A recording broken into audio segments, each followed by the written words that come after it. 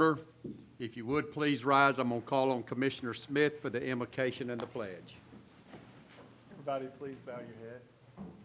Lord, we just thank you for this day that you blessed us with and this new year with so much hope and new beginnings, Lord.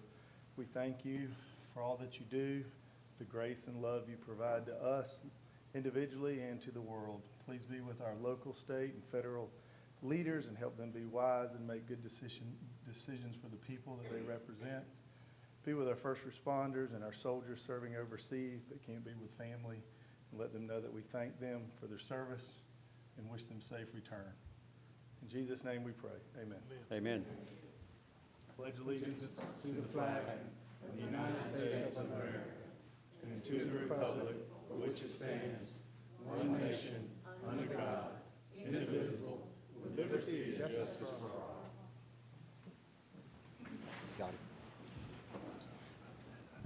Thank you, Commissioner Smith.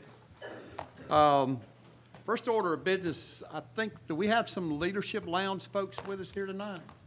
I know we got one that will be attending every single meeting we have. And we have one more right over here. And we do? Okay, well, good. Welcome. We appreciate y'all coming, and we know y'all just kicked off the beginning of a great year, and so you're going to get a tremendous amount out of it, because it's one of the best programs that we have here in Lowndes County, and glad y'all were able to participate. So, welcome to the meeting. All right, our first order of business is going to be the acknowledgement of the Lowndes County Probation's annual audit. Ms. Dukes. Thank you, Mr. Chairman. Good evening, Commissioners. As you all know, there's a tremendous amount of accountability that goes into our misdemeanor probation program that's led through the leadership of Felicia Roundtree and an incredible team, many of who are here with us tonight.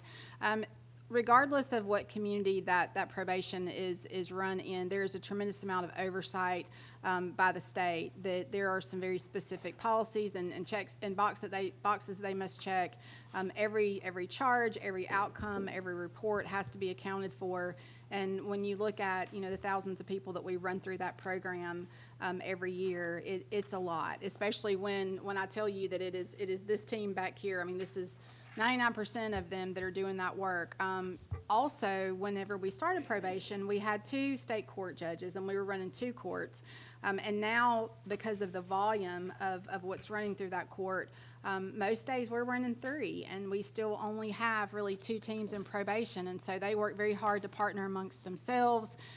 They sometimes work on Saturdays. Sometimes Felicia comes in at 5 o'clock, and they continue to make it work without a request for additional resources. And all with a smile on their face. And I will tell you, having attended misdemeanor revocations recently, the end of the year, they have a very difficult customer base, because I have never seen a group of people so determined to sometimes make decisions contrary to the positive outcome. However, the system has a lot of challenges in it too, and I'm glad that that's something that you all have challenged us with, finding a better way to manage some of that so that we have an overall better outcome for the people who do find themselves in the court system and their families and our community long term. And there's a lot of those gaps in services and those things that this team has recognized and has made a recommendation to Felicia over and under Commissioner Evans' leadership and guidance. We're working on some of that at the Leila Ellis Center for some job fairs and for some additional counseling and some other ways to help these people get through the system a little quicker, a little more efficiently, and back on their feet. So I'm so grateful to all of you for your leadership and the ability for us to be creative there. Certainly the court system is helping us with that, but none of that can be considered without the foundation of what they're responsible for, which leads back to this report. So Felicia, if you would come up and talk about the report and your audit and how proud you are of your team, because I know that if I'm proud, you take that to the next level. You work with these great folks every single day. Thank you, Paige, for your kind words. What our annual audit is through Misdemeanor Probation Oversight Unit, which is under the DCS umbrella with the state of Georgia. Every year they come down and we do a complete audit. We get a random 150, sometimes a little more cases pulled for that audit.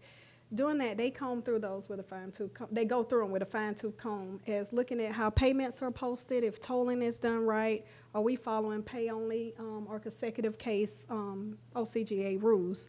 Well, this year, I would like to start by saying that we had no findings, which means all my cases were, I'll say, perfect, and no recommendations. The recommendations is just as important because I always like to say I think I have one of the most difficult courts in the state of Georgia. We do have a lot of policies and procedures that we have to follow, and to know that my officers and my staff are following that, I'm beyond proud.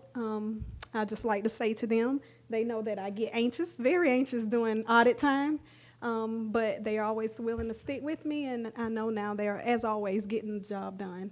So it's just great to hear, and it's great to report back to the commissioners and county manager, everyone, that we had a perfect audit, and hopefully we will get another one. And then if you get two consecutive ones, you get to skip a year because they know that you're doing what you're supposed to. So, and that's not my first time, but this time we just went through a little changeover, and I'm just proud that the department picked up the slack and they helped us out where we needed. Felicia, will you ask your team to stand so we can recognize them? Oh, yes, would y'all please stand?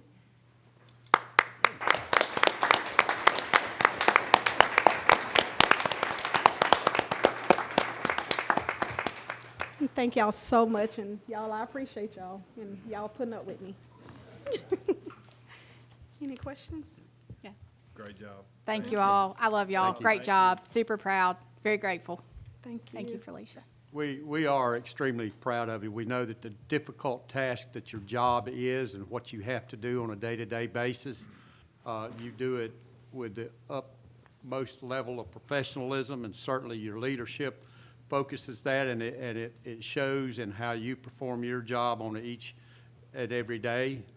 Again, we're very, very proud of you. We're proud of where that department has come from the very infancy of just an idea of something that we needed to address, to where we're at now with a very efficient department, and that department works extremely well with the court system, but also for the benefit of those folks that you have in community probation, to be able to keep them hopefully in the right frame of mind, doing the right things so that they can be, again, contributing citizens into this community. So again, I just want to say from the chairman's position, the commission, thank y'all for really going above what you typically would do on a day-to-day basis and doing your job with the utmost expertise. So thank you very much for that. Good job. All right.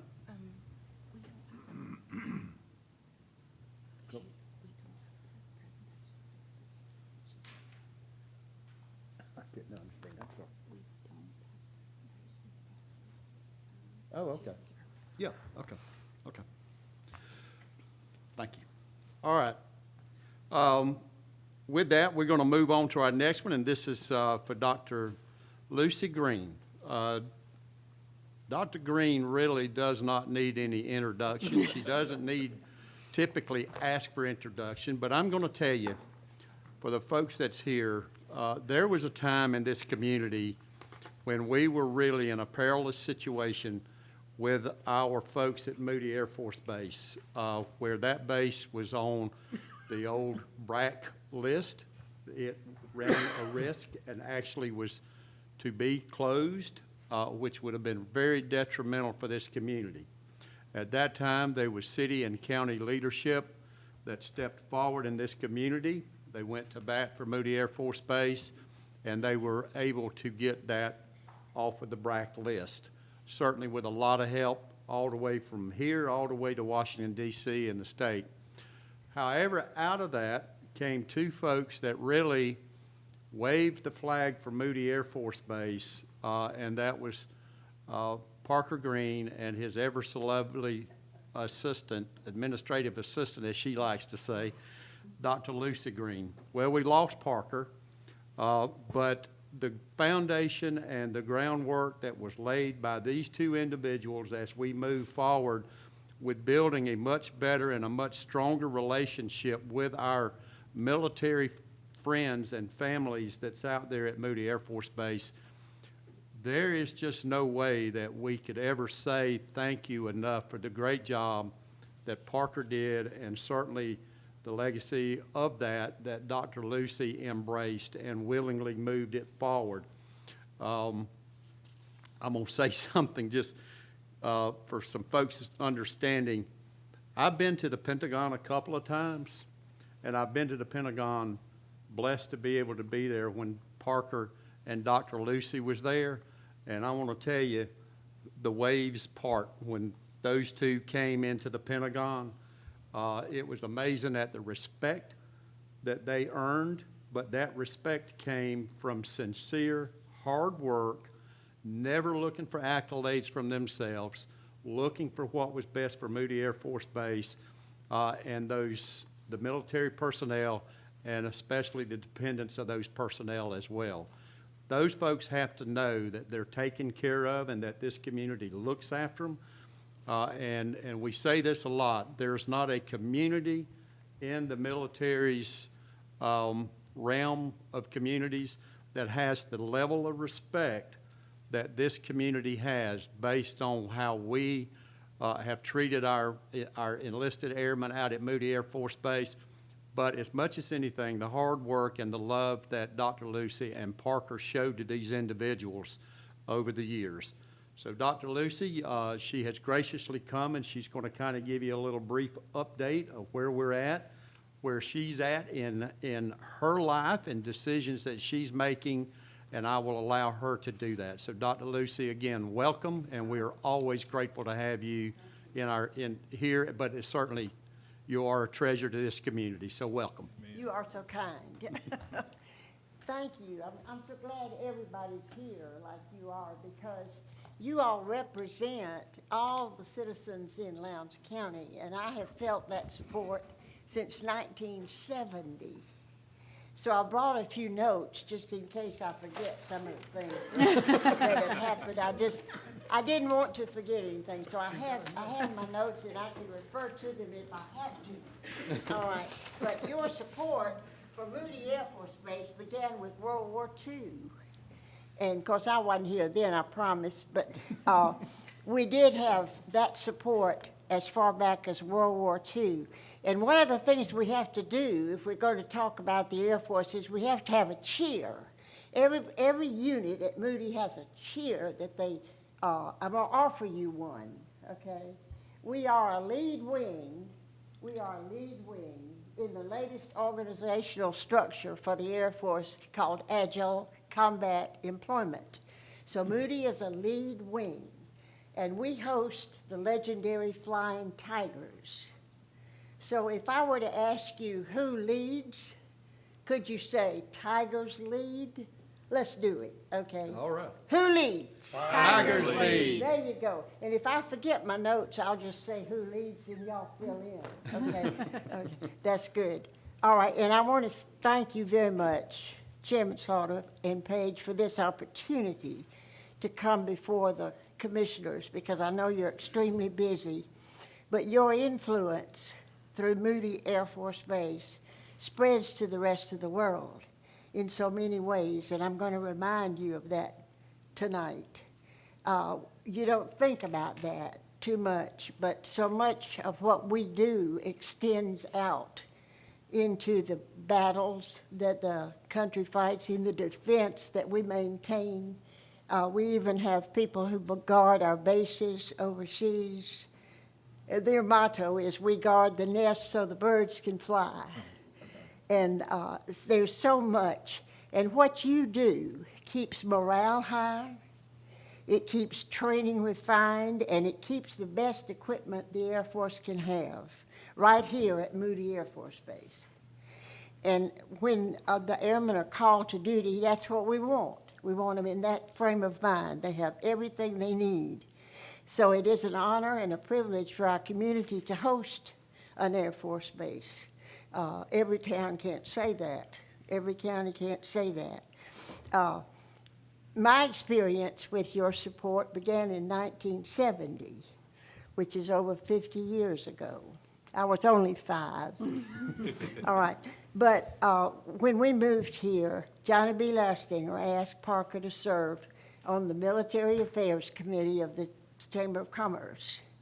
And so he agreed to do that, and we began that experience. And finally, he was the chairman of Military Affairs, and that lasted for 14 years, and that included red carpet. So you see, we had a close relationship with the base because in the earlier days, we were a training base, and so we had the red carpet events every 6 weeks. We had a class to graduate and a new class to come in, and so it was just, we were in constant contact with the Air Force. So in 1991, when Moody was on the base closure list, the local businessmen, the city and the county governments decided that we needed an organization to be completely devoted to Moody Air Force Base. Came out of the chamber and set up Moody Support. And I did, as the chairman said, I was his administrative assistant by marriage. And so I kept up with the correspondence and did his computer work. Parker worked the phones. He loved to work on the phone and talk to people all the time. So when he passed away in 2018, the city and county asked me to continue the effort. And so I took the name of consultant for Moody Support. I did not want to be executive director because Parker had been the only executive director. The Navy projects power from its ships. You know, that's what you think about. The Navy projects from its ships. All right, what the Air Force does is project power from its bases. And so think about that. You are projecting power from Moody Air Force Base for the strength of this country. And so keep that in mind. Our newest chairman of the Air Force talks about projecting power from the bases constantly. And so Paige, you like that because it talks about taking care of the bases. And you all certainly do that. And Moody is in good shape now. We have all kinds of new construction that has taken place, some still taking place and more to take place. The only two facilities on the base that are left from World War II are the Heritage Hall, which is preserved purposefully, and the water tower. Everything else is new. And John Eunice has served in the capacity of civil engineer at Moody in a military capacity and a civilian capacity to make all that happen through MILCON projects with the government. And we recently, Moody Air Force Base and Lowndes County have led the Air Force in joint base community projects. And I wondered, would you want to list some of those, Paige? Just quickly talk about. Yes, ma'am. Our water and wastewater agreement, the intergovernmental service agreement that we have for the operation of Quiet Pines, and then most recently our blanket, which covers infrastructure that we have most recently had interpreted this week by the base to include vehicle support and repair as well. So we've had some exciting things that we haven't had a chance to update you on yet that we will.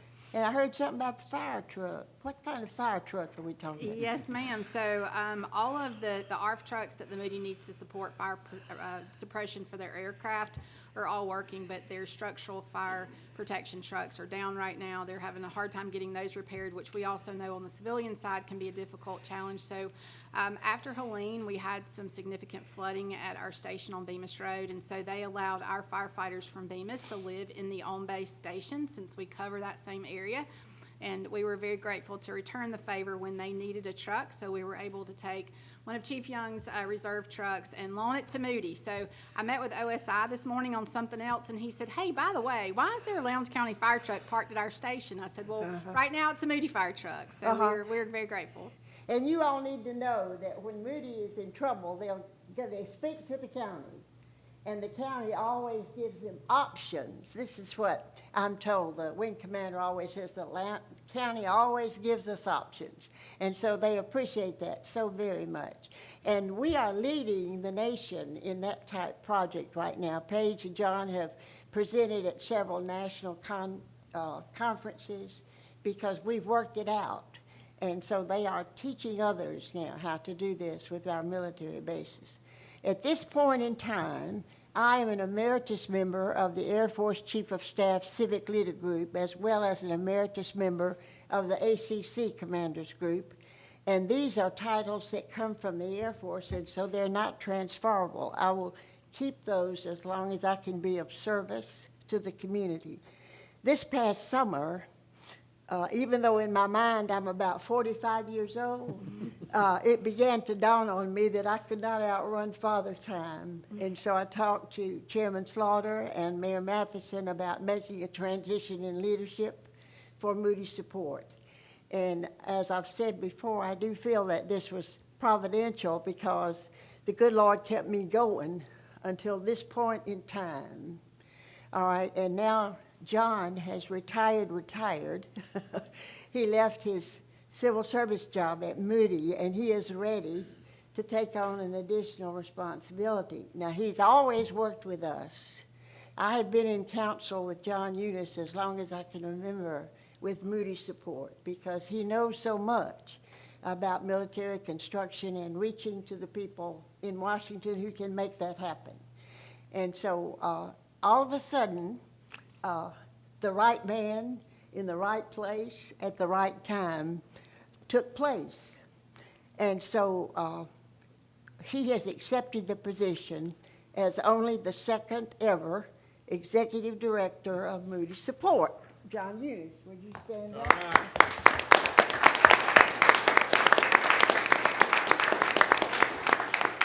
All right. Now, take a look, if you will, at that little handout that I gave you. Let me give you just a quick little thumbnail. Moody Air Force Base right now is composed of two wings, the 23rd Wing and the 93rd Wing. All right, the 23rd Wing is the rescue wing. And in the rescue wing, we have a fighter group named the Flying Tigers, and those are our A-10s. And when we transition to the F-35, they too will be Flying Tigers. They have assured me that they can paint the teeth on the plane, even though it's stealthy. Now it's checked. They have assured me that they're going to paint the teeth on those planes, so they'll be Flying Tigers right on. And that's going to be fun. But we have some construction that has to take place before that can happen. And in that 23rd Wing, in addition to the fighter group, we have a C-130 squadron. That's the Combat King. That's the big plane. And we have a helicopter squadron, the Whiskey helicopter, that assists with rescue. And we also have the PJs. They're the people who jump out of the helicopter and go down and rescue the people who are wounded. All right, so that's the 23rd Wing. And then we also have the 93rd Wing, which is called the AGOW. That means Air Ground Operations Wing. All right, and this is the Battle Management Center. And also the Base Defense Group. They're the ones I was telling you about that guard the bases overseas. And they're constantly in demand. Our competent commanders are calling for them all the time, just like the rescue. Every time our country flies, we have rescue standing by. So we are, from time to time, the most deployed wing in the Air Force.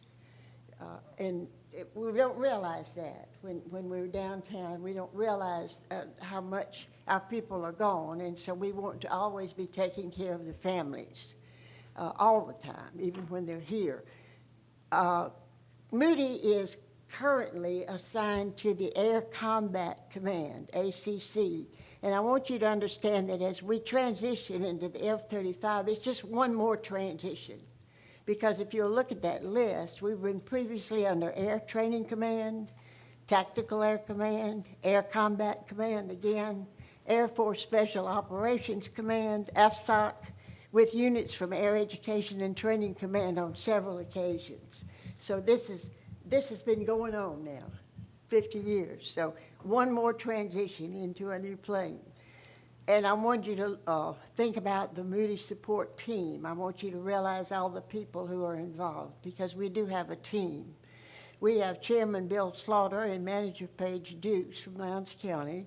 We have Mayor Scott Matheson and the interim manager Al Crace from Valdosta City. We have Colonel retired John Eunice, who is the new executive director.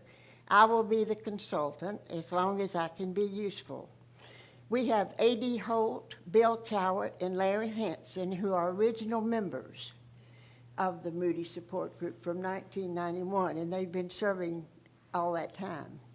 We have Tim Keller and Chuck Steele, who are Air Force appointed members of the ACC Commanders Group. That's an honor that they have achieved, and they attend meetings on a national level twice a year for that. John Gale serves as a former Valdosta mayor. Mark Barber still stays in touch as Adel city manager. We have Tim Carroll, who represents the South Georgia Military Affairs Committee on the Chamber of Commerce. We have Dan Deaver, Randy Cruz, and Colonel retired Sam Milam, who stays in touch with us even though he's moved away. So we call on him for suggestions from time to time. And when I said that your influence reaches the world, I want you to realize some of the names and positions that people have held after they have been assigned to Moody. Now, when they're here and they go out into the big world, we call them Moody missionaries because they carry the high standards that we have at Moody into the Air Force at large or into the world. Listen to some of these that have been at Moody. All right. General Joe Ralston became Supreme Allied Commander in Europe.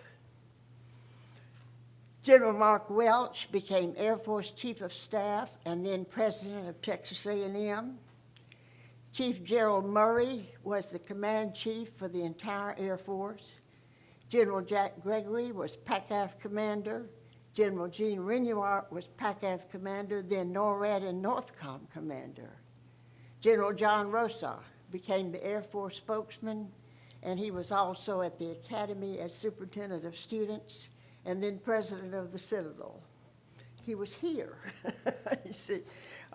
We have Lieutenant General Jennifer Short, who became a Secretary of the Air Force Special Advisor. Chief Rick Parsons, who became 9th Air Force Chief of Staff, and then ACC Chief. Chief Frank Batten, who became 9th Air Force Chief, and then ACC Chief.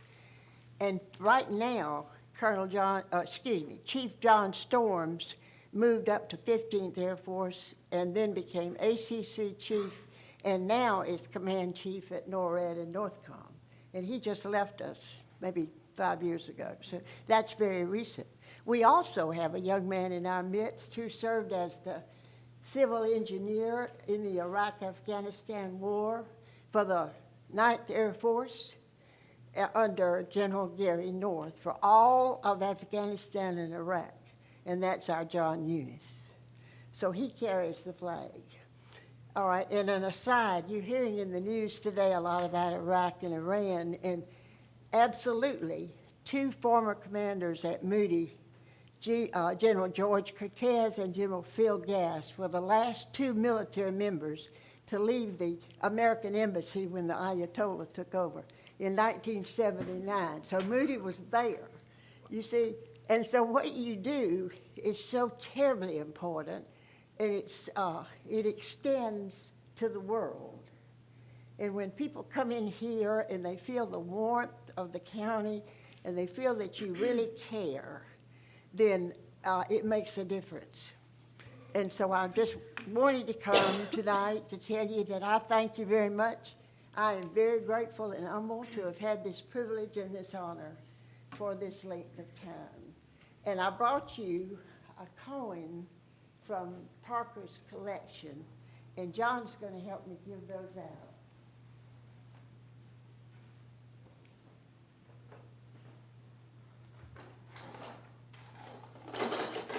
Sounds pretty heavy. Just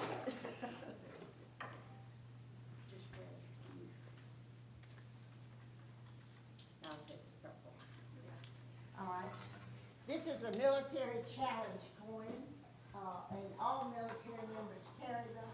And if they don't have one, and they're in a social engagement, and then all of a sudden they have to buy the party. So you have to keep it with you. So what you'll do is probably Don't drop it on the floor. Don't drop it on the floor. That's right, okay. Do we need to come down, or? No, you don't. Thank you. All right. We won't salute. Appreciate it, Miss Green. Thank you. Thank you so Thank much. you. Thank you so much. Appreciate you. Man, that's awesome. Thank you so much. Just put that somewhere. Good. Thank you, sir. Well, I got to appreciate you on the note. Joyce, what you think about this? You can talk all night, it's okay. Enjoy it. It is such an honor to be here, and once again, let me say that I owe you a great deal. And nothing that I've talked about tonight, nothing could have been done without the support of the county and the city. So it's up to you and up to the county to keep this going. All right? Yes, ma'am. Who leads? Tigers Tigers lead. lead. There you go. Thank you very much.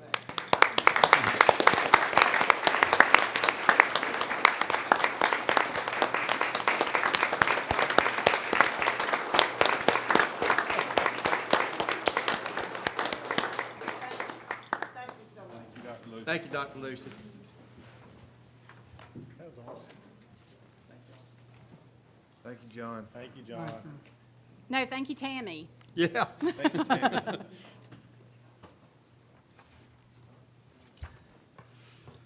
All right, Are Commissioners. any of these squadron things?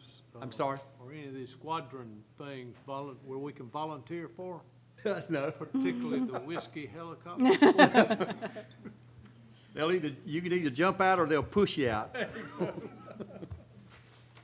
All right, Commissioners, we'll now move on through the agenda. We have agenda item 7A, and this is the minutes.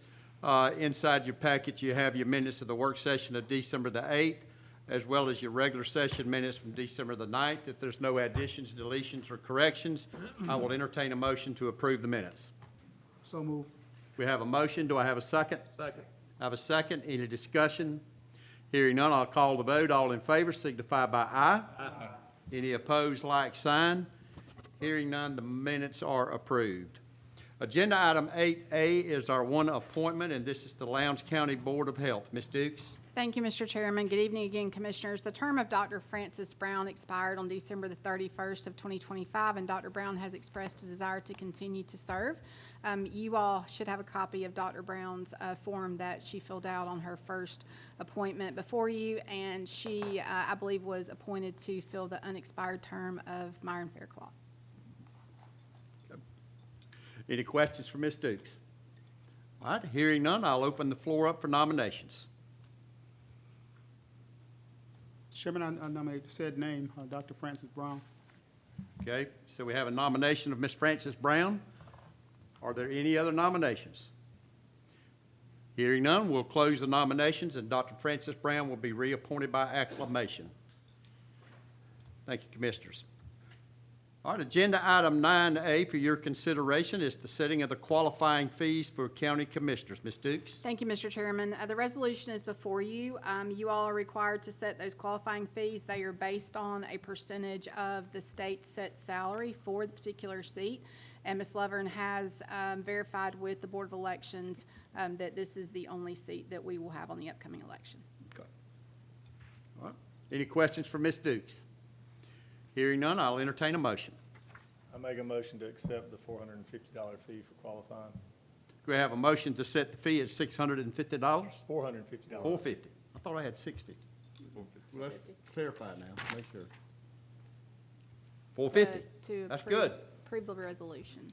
How about 250? I'm sorry? Approve the chairman to sign the resolution. That's right. And you'll need, if you can add that the chairman would sign the resolution at $450. The chairman to sign the resolution at $450. Okay. I Thank thought you. it was 250. That makes it official. So we have a motion. Do we have a second?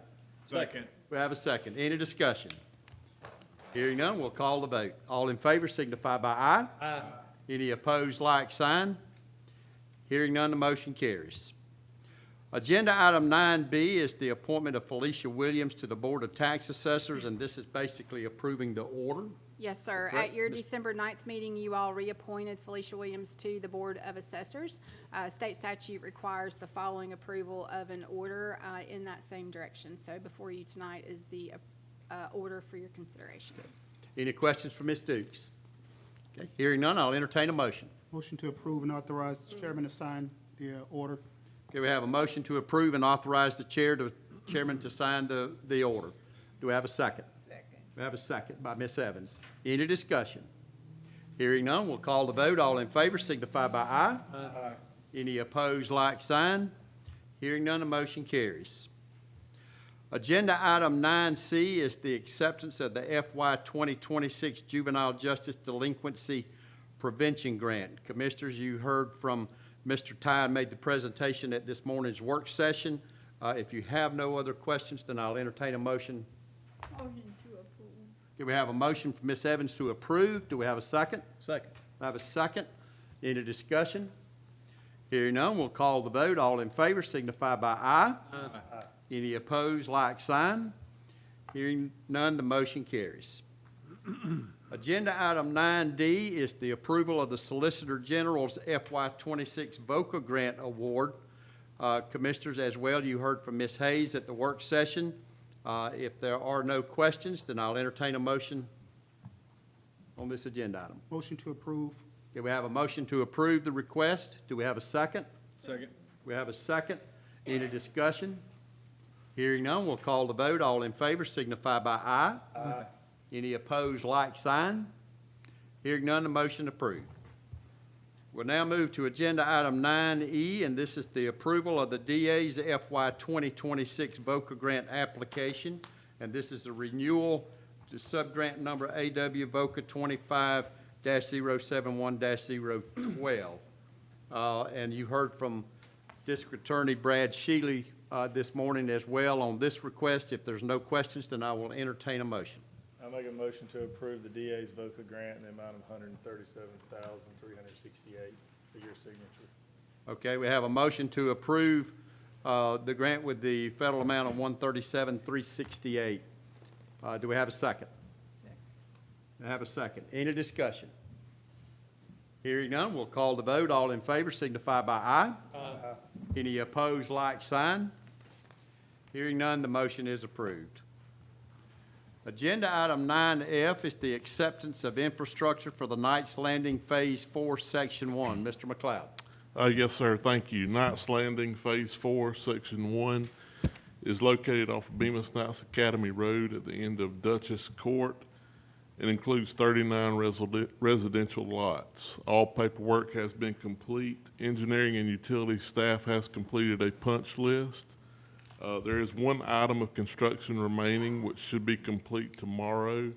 But if we so move forward to accept this infrastructure, we will not sign the final plat until that is complete and tested. Okay. Any questions for Mr. McLeod? Chad, is there any more phases to this, or is this neighborhood not complete, or do we not know that, would not know that? No, we do have a master plan. There are a few more phases to this. This comes in at the back end of the property, and they work out to the front end at Bemis Knights Academy. Okay, thank you. Okay. Any other questions? Hearing none, I'll entertain a motion. Mr. Chairman, I move that we adopt the resolution for acceptance of the infrastructure. Okay, we have a motion to adopt the resolution to accept the infrastructure. Do we have a second? Second. We have a second. Any discussion? Hearing none, we'll call the vote. All in favor signify by aye. Aye. Any opposed, like sign. Hearing none, the motion carries. Agenda item 9G is the acceptance of the infrastructure for Colby Place subdivision. Mr. McLeod. Yes, sir. Colby Place subdivision is located off of River Road. It includes 54 residential lots. All construction and paperwork have been completed. Engineering and utilities has completed all inspections and punch list. The developer has requested Lowndes County to accept all roads, right-of-ways, stormwater infrastructure, and utilities infrastructure. All right, any questions for Mr. McLeod? Hearing none, I'll entertain a motion. Motion to approve. We have a motion to approve. Do I have a second? Second. We have a second. Any discussion? Hearing none, I'll call the vote. All in favor signify by aye. Aye. Any opposed, like sign. Hearing none, the motion carries. Agenda item 9H is the FY 2026 Local Maintenance and Improvement Grant known as LMIG and the application for that grant. Mr. McLeod. Yes, sir. As part of the Georgia Department of Transportation LMIG grant program, Lowndes County has been allocated $1,546,704.65 for FY 2026. As a part of the grant program, Lowndes County will be responsible for a 10% match, which is allocated in SPLOST 8. The grant money is being proposed to be used for drainage improvements on Lake Alapaha Boulevard and resurfacing, restriping the roads listed in the attachment in the board packet. Also, this does not approve those projects moving forward. These projects will still have to go out for bid. Any questions for Mr. McLeod? Yes, Chad, just a timeline on the Lake Alapaha drainage improvement. So if everything moves forward tonight, we typically submit this application tomorrow. We receive the money within 1 month, and then we're ready to go to bid. The plans are 99% complete. Just one final review to check everything off. So these project costs are more estimates, they'll still have to. That's go through a correct. True bid. That's And correct. then come back to us? That's for correct. approval? Okay. Any other questions?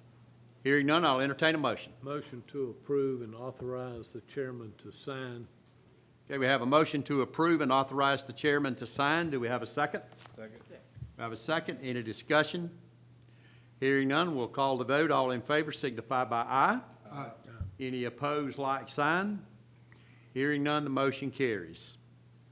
Agenda item 9A is the Transportation Investment Act known as TIA. This is for the Hickory Grove Road widening and the Skipper Bridge Road widening. Mr. McLeod.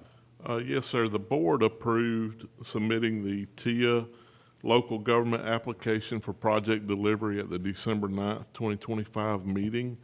GDOT has approved that application and submitted a agreement to be approved, and that's what you have before you tonight. Once the agreement has been executed, GDOT will submit a notice to proceed for these projects. Okay, any questions for Mr. McLeod? All right, hearing none, we'll move on to agenda item 9J, and this is the Transportation Investment Act for Valdale Road widening, and it's the local agreement. We got a vote. Oh, Motion of to, course, man, things were just moving along so good. motion to approve and authorize you to sign. Okay, back to agenda item 9I. We have a motion to approve and authorize the chair to sign. Do I have a second? Have a second. Any discussion? Hearing none, we'll call the vote. All in favor signify by aye. Aye. Any opposed, like sign. Thank y'all very much for keeping me in order. All right, now back to 9J, and this is the Transportation Investment Act for the Valdale Road widening and that local agreement. Mr. McLeod. Yes, sir. Just like the last item, this is the GDOT Transportation Improvement Act has approved the local government application and sent the agreement to be approved by the board. Once approved, GDOT will submit a notice to proceed to Lowndes County. All right, any questions for Mr. McLeod? Yes, Chad, just for clarification, the additional lanes are going to go from North Valdosta Road to Bethany, and then from Bethany, it's going to remain to So it will go from North Valdosta Road to McMillan, McMillan. and we will realign that intersection. That will be where it ends.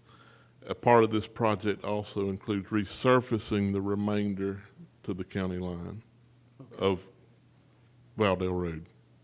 And that's across 122. Yes, sir. All the way to the county line, right? The resurfacing portion is going to be Correct. taking place. But you're right, the widening additional lanes will be from North Valdosta Road to McMillan. To McMillan. Okay. All right, any other questions? Commissioners, I'll entertain a motion. Motion to approve. Okay, we have a motion to approve. Do I have a second? Second. Have a second. Any discussion?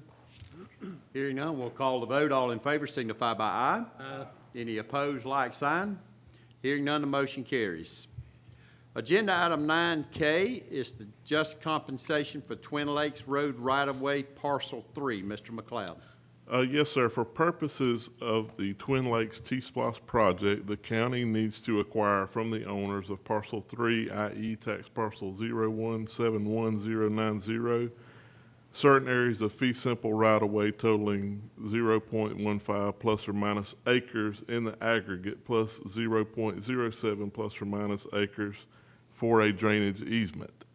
Parcel 3 is owned by Virginia Tyson, Charles Hobby, and Nancy Hobby. Staff has attempted to negotiate the purchase of right-of-way and drainage easement from the owners, but no agreement has been reached. To avoid delays with the underlying project, staff has determined that acquisition by condemnation may be required. An initial step in the condemnation process is the determination of just compensation for the property being acquired. Kristen Johnson with Coons Real Estate and Appraisals has prepared an appraisal that values the proposed taking at $12,400, consisting of $1,200 for the right-of-way areas, $280 for the drainage easement, $2,851 for the loss of existing fence within the right-of-way area, and $8,040 for installation of new fencing. Okay. Any questions for Mr. McLeod? All right, hearing none, I'll entertain a motion. Motion to adopt the attached resolution establishing $12,400 as just compensation for the subject property and authorize a prompt offer of such amount to the owners of parcel 3. Okay, we have a motion from Mr. Weisenbaker. Do we have a second? Second. We have a second. Any discussion? Hearing none, we'll call the vote. All in favor signify by aye. Aye. Any opposed, like sign. Hearing none, the motion carries. Commissioners, agenda item 9L, staff is requesting that this item be tabled with no set date. We will wait for staff, once all the questions and issues come to fruition and those are resolved, and they will request for it to be put back on the agenda at that time.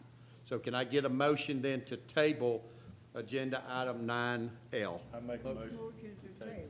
Okay, we have a motion to table. Do I have a second? Second. We have a second. Any discussion?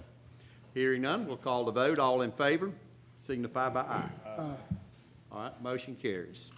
All right, we'll now move to agenda item 10A, and this is our one bid item. This is for the Lakes Boulevard water meter relocation. Mr. Stalvey. Yes, sir. Lowndes County is expanding its water service area on Lakes Boulevard in order to meet the commercial development needs in the area. This will require the water meter between the city of Lake Park and Lowndes County to be relocated approximately 1,100 feet to the east. Staff advertised the projects and 3 bids were received. James Warren and Associates for $63,801. Clean Construction Company for $66,737, and RPI Incorporated for $76,100. Staff recommends approval and authorize the chairman to sign the contract with James Warren and Associates for $63,801. Any questions for Mr. Stalvey? Hearing none, I'll entertain a motion. I make a motion to approve James Warren and Associates for the $63,801 for the utilities work. Okay, we have a motion to approve James Warren Construction as the low bidder. We have a second. We have a second. Any discussion? Hearing none, we'll call the vote. All in favor signify by aye. Aye. Any opposed, like sign. Hearing none, the motion carries. Agenda item 11, County Manager's Report. Ms. Dukes.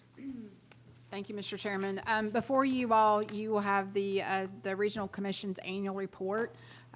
Commissioner Evans is on that committee and very active there, so if you have any questions, she is the better person to ask, but if there's any additional information that I can get for all of you, please let me know. Also, you have before you a list of our vacant appointees or appointees that will need to be considered over the next calendar year. So please direct us if there's additional information that you need related to any of those. And then also before you, you have public information's visitor report for the historic courthouse over the last time period. So if you have any questions there, we'll be glad to get some more information. And that concludes my report.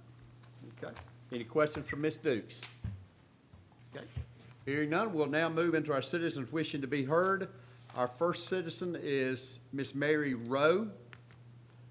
Come forward and state your name and address for the record, please.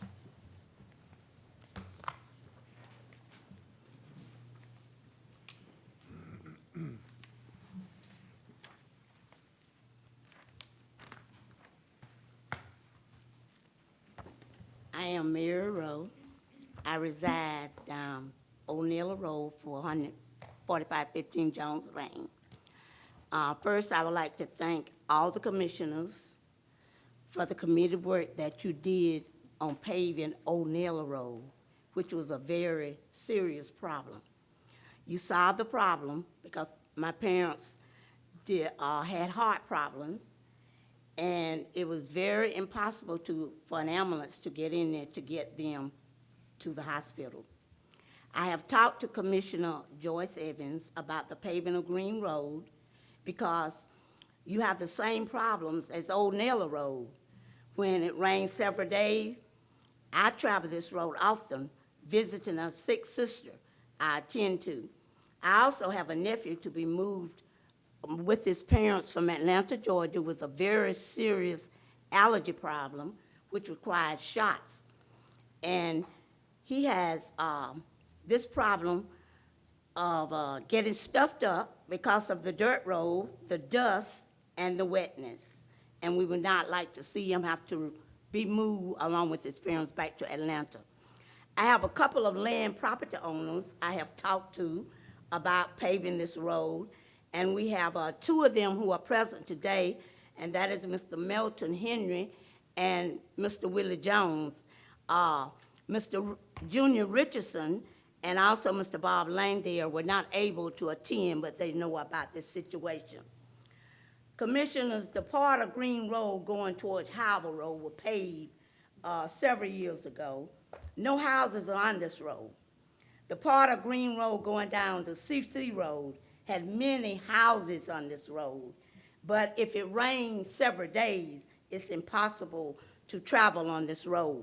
The part of the road near the Richardson property gets so boggy, it is not passable when it rains several days. Commissioners, I am asking that you all consider paving Green Road. Thank you. Thank you, ma'am. Thank you.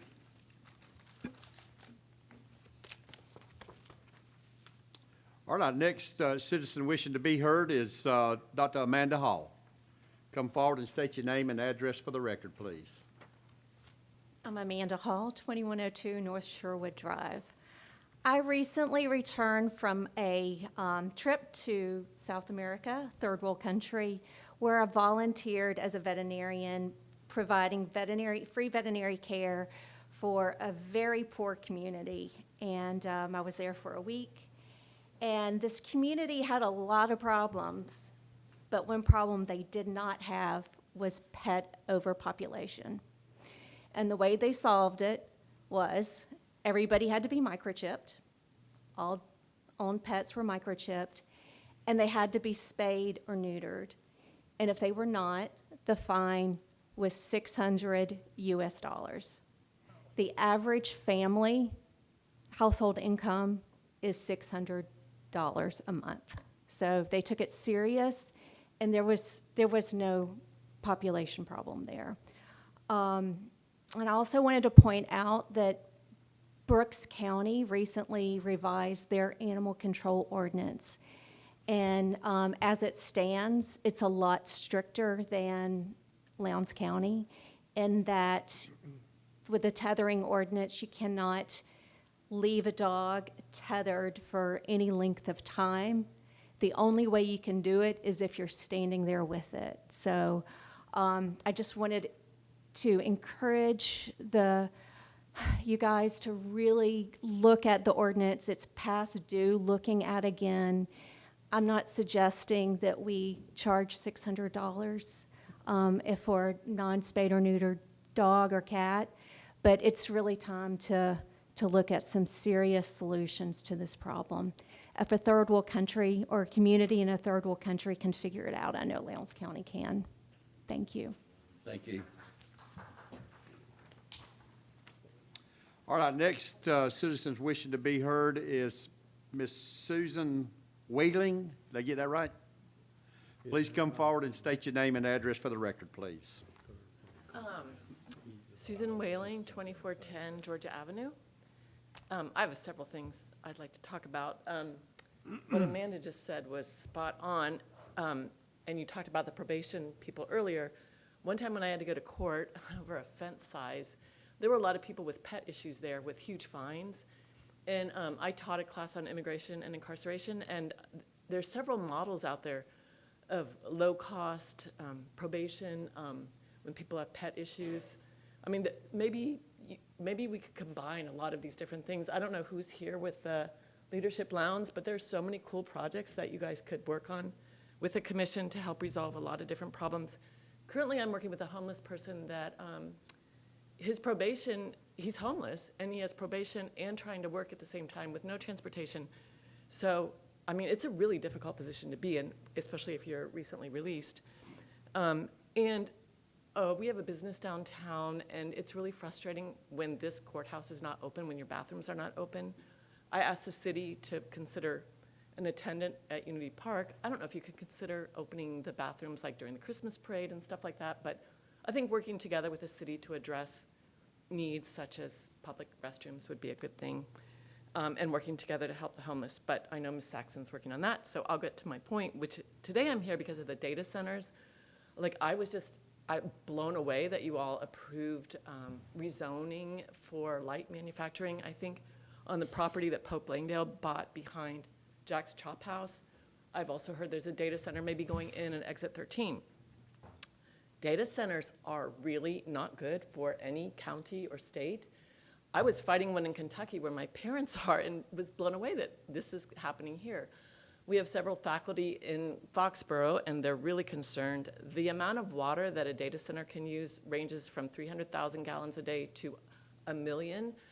We are a designated clean water, safe water, water conservation area, so we don't need to be investing or allowing these sort of centers to be built here. Even in closed loop systems with nitrates coming from the farms, that water becomes very toxic. Research is showing just recently the amount of miscarriages and cancer cases that are rising near data centers. I know you know about Adele's data center, right? The crypto mining center that made it to the Washington Street Journal, and those people couldn't hear because it was so loud and the property values went down. We don't want that to happen. Increased power cost will definitely be incurred. There's no really benefit employment-wise. In Newton County, North Georgia, their wells have dried up. There's just a lot of problems with these data centers, and I know that research is still being done, and the South Georgia Regional Council asked me to provide that research. We do have some researchers coming in on February 19th, and I will invite you all to that meeting to learn more about data centers, because between the city and you all, we just need to not let those happen before they come. Georgia has 163 data centers, and it's not looking good, the data that's coming in from those. It's very different than the AT&T one here. Nowadays, the energy consumption and water consumption is astronomical. I'm trying to think if I was going to say anything else. For now, that's it. But we have formed a group. I remember fighting for Grand Bay, the environment, under Rod Casey, I think, and fighting against biomass with Ashley Paulk. And I don't want to do this fight against data centers, but we will if we need to. So I hope that you all will take that into account. Thank you. Keep it down, please. All right, our next speaker is Ms. Lee Touchton. Please come forward and state your name and address for the record. Lee Touchton, 610 Mac Drive. I wanted to piggyback on what Dr. Whaling said about the data centers. I think the only thing that Dr. Whaling didn't mention is that they are incredible CO2 emitters, which is driving the climate change in our world. I just got back from Minneapolis last night, literally. I was up there for a week. And I visited an area of Minneapolis that's called Sac-Zim Bog, and I also spent time in Minneapolis City and attended the protests, and I'll get to that in a minute. The bog is melting. We had several days above freezing, which is not normal at this time of the year in January. And this is all because of global climate change. And the reason it's cold here right now and the reason we're having freezing temperatures in the future is because the Arctic polar vortex is now messed up and it's coming down like this instead of staying in a circle. And so it's driving what are called clippers down into the northern United States. It's driving the lake effect, which is causing massive snow buildups in places around Lake Erie, Cleveland, and New York State, upper New York. And it's driving the freezes that we're having down here.